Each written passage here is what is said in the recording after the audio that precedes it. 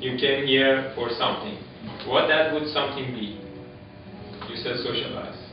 Any other word? Curious. Curious. Curious about? The difference of the culture. Difference. Difference in cultures. In Dutch. What do you like to take away from tonight? What would be your takeaway? Feeling like normal. Feeling like normal. What is normal? Yeah, that's a good question. That's what I'm also looking for. Okay. Can you describe it a bit? Because then, if you can describe something, you can measure it, and then if you can measure it, you know you have it. Otherwise, if it is vague definition, you don't know you have it or not. Yeah. Being normal is being accepted. Accepted. When do you have a feeling of accepted? Because again, like the previous question, being normal is not measurable, and being accepted. For me, if a maid just offer me a cup of tea, I feel she has acceptance of me in her culture. Yeah. What would that mean for you? I would prefer people to at least try to speak the language that I can understand. That doesn't have to be Turkish, but English would be also fine. Or at least they could speak a bit slower that I can understand Dutch. They are speaking about business, which I am responsible for, and they keep speaking in Dutch. And it's my responsibility. And so, if people start continuing in Dutch, you can tell them, why don't you switch to English, that I can follow. My culture, I don't like interpreting the conversation. And after it is finished, I ask them, I assume you are talking about business, so it might be interesting for me, or it might be involving me. So would you please explain me? So being polite is a very important thing. Sometimes people share emails, hundreds of emails being turned around, and then someone finally forwards that email and says, Bilge, please take necessary actions related with this topic. And when I look at the history, it's all in Dutch.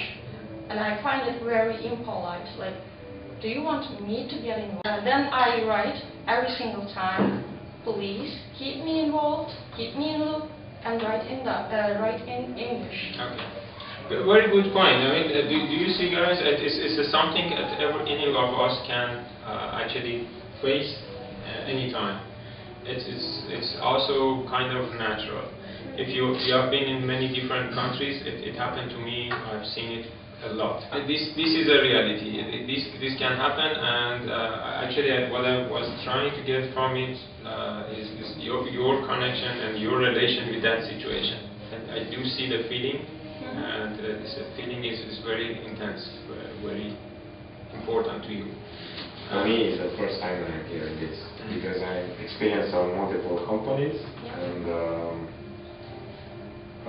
usually there's like a transition period where they say, okay, this person can only communicate in English, so at least I worked for that trust for a while, and then also there, I was the first foreigner coming there, and yeah, they just said, okay, we switch everything in English. And then I had a colleague which was very specific about that, so it's okay, in meetings everybody switch in English. And also at the lunch, the same. And even if somebody would see me sitting alone, then somebody would come. So I find kind of really opposite experiences. Different per person, different per... Yeah. I was trying to say, it's not necessarily they do it intentionally. It's come out of the natural. Most of the time they are just speaking Dutch, they are talking Dutch, and all of a sudden it has to switch in their mind that they have to do it.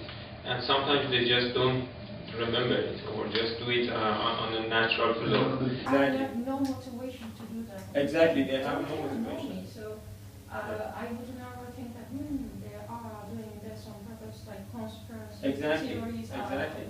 Especially your boss, he has hired you, and he knew you don't speak Dutch, and he had the knowledge, so he doesn't do it on purpose.